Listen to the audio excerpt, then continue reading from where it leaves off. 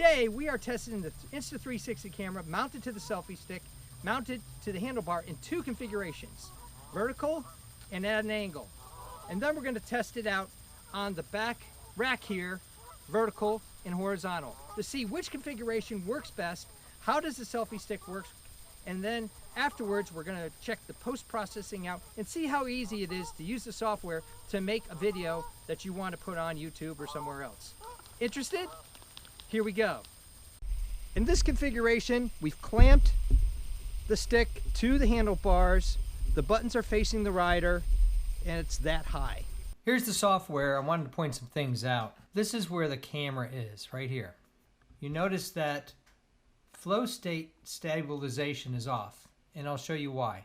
I'll start the video. All right, without flow stabilization, you get a lot of bounciness. I want the camera going forward, so I've positioned it and put in a little marker right here. So we'll see how that works. You can see that's bouncy. Now let's put on flow stabilization right up here. See what happens. First of all, it turns the image around. And it just kind of searches. It's kind of in an angle. I'll keep it trying to adjust it. Now let's take flow stabilization off. So it's bouncy. Okay, let's stop it for a second. Put another one of these markers in and see if that does anything to flow stabilization. Lock direction. That might be something I want to do. So let's just try that. Okay, so when I lock the direction, trying to get it to orient is difficult. Right? That is the image I want. That's tiny planet. It gives me a little bit of a lead. So I'm going to lock the direction. I can't lock the direction unless I have flow stabilization on. And look what it did to my picture. See how it's crooked? Can't get it out of crooked.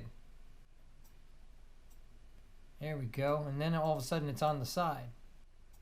So let's lock the direction. It's a kind of an awkward direction. We'll see how it goes. All right, so that works. Now let's see if I can adjust it a little bit. See how it's turning? Now it's turning some more and more, and the horizon keeps turning. So I've locked the direction, and the horizon keeps moving like this to here. It's a very uncomfortable feeling. I thought if I use flow stabilization and lock direction, it would lock the direction not only in the vertical, but in the horizontal. But it's not. Let's play it a little bit more, see what happens. See if I can adjust it. Try to. Yeah. See, I'm trying to get, well, that's an interesting view. But once again, trying to get, pull out a little bit. See, that's kind of a tiny planet thing going on there. Okay, so let's go back. Now, pause it for a second. All right. Now, if you remember, when I locked the direction and started this video, I was here. Now, I'm almost here. I'm almost vertical on the horizontal. And I can't seem to stop it. If anybody has any ideas, let's try the view. Once again, it starts back with me. There's not a lot of information on, let's hit the question mark, see what happens. No, it doesn't do anything. Okay, so I can't lock the horizontal. I'm on my bike, I'm vertical. I'm not angling at all. The camera at this case is vertical, and yet, look at it. Horizon's crazy, and I've corrected it a bunch of times. So let's keep going and see what happens. I don't think it's gonna go totally upside down. Okay, so I'm using the track, this little feature here, to zoom in and out. Here's the artifact of the seam. fairly good. You have to really look for it. See, I just can't get the image straight, no matter how much I pull on it. Let's pull it on it this way. I've edited on all sorts of software and I've never seen anything like this. Of course, I've never had a camera that has flow stabilization. Now I'm going to take and disconnect flow stabilization and see what happens to the video. It's where it should be. Let's play it along, see what happens. Okay. So, nice video going over the covered bridge, but it's shaky. You don't get the advantages of using flow stabilization. So let's hit flow stabilization. You get a stabilized video, but then it's like crooked, crooked, crooked, crooked, and very awkward to watch. Really am perplexed by this one. Just out of fun, let's see if we can switch it to venture case. I think when you use venture case, all that does is it basically takes a gap out and puts the image together because the case itself is about that thick. So then it goes like this, and you can see where it's sandwiched in, so it takes out my hands. If I go to normal mode, it's kind of a little bit of a seam there, but it's not as big and prominent. Get it to stay. Okay, whoa, okay, so we kind of got something going on here. I'm stable. I'm in flow state. I'd love to orient it so it's more going this way. But I'll leave it for there, and then I'll lock the direction and see what it does. It's wacky again. Unlock the direction, it takes me back. Let me try putting one of these little markers in and see if that makes any difference. But I have to be out of flow state, stabilization, or view, free capture. I have to be in free capture to do that. Now I have to reorient the whole video again. All right, that's kind of a view I want right there. A little bit of hand to show some distance. I'm trying to get some distance between my bike and his bike to get some perspective. I'm going to put a marker here, use flow stabilization, lock the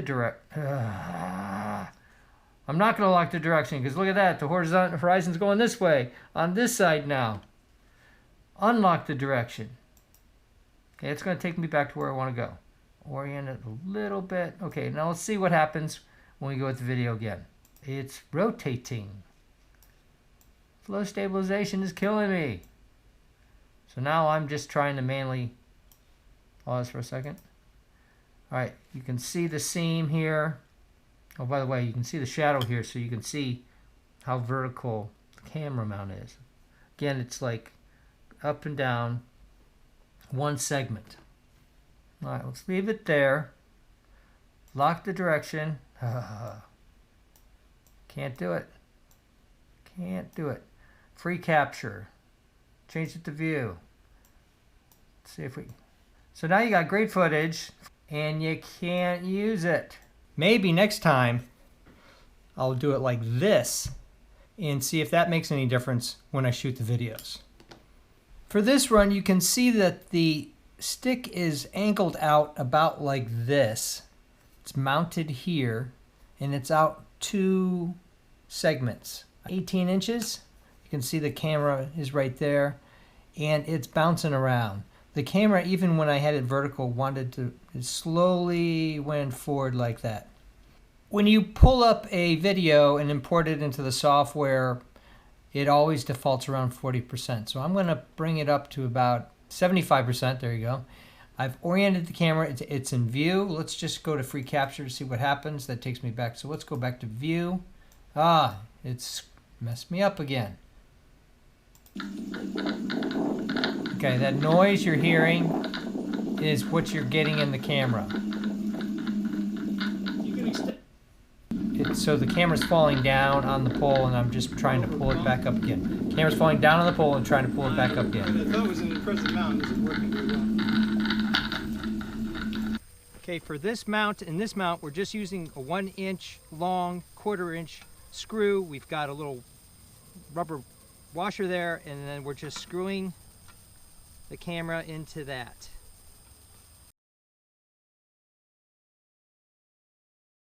Are facing forward. Okay, we've extended the selfie stick all the way to its maximum level. Well, actually not, but I'm framing the shot here. So it goes all the way up because you want to get away from a rear end shot here. This configuration shows a lot of promise. Now we're going, and it's mounted onto the back. You can see how it works that way. So we're going to reverse positions. Here's the camera. So that you have perspective in the back. The concern I have on this shot is that you're just going to get my rear end, so I've got the stick up pretty high. So as a mounting location, this is pretty good. It gives you the over-the-shoulder look, and you can also get the person in the back look, as long as you can orient it correctly. We're going to try this. I'm centering myself, trying to get that horizon to be level. Attacking bird, attacking aircraft, or there's the dust on the lens. So let's try this, see what happens. Let's go. All right. It starts going south, yeah, tell me.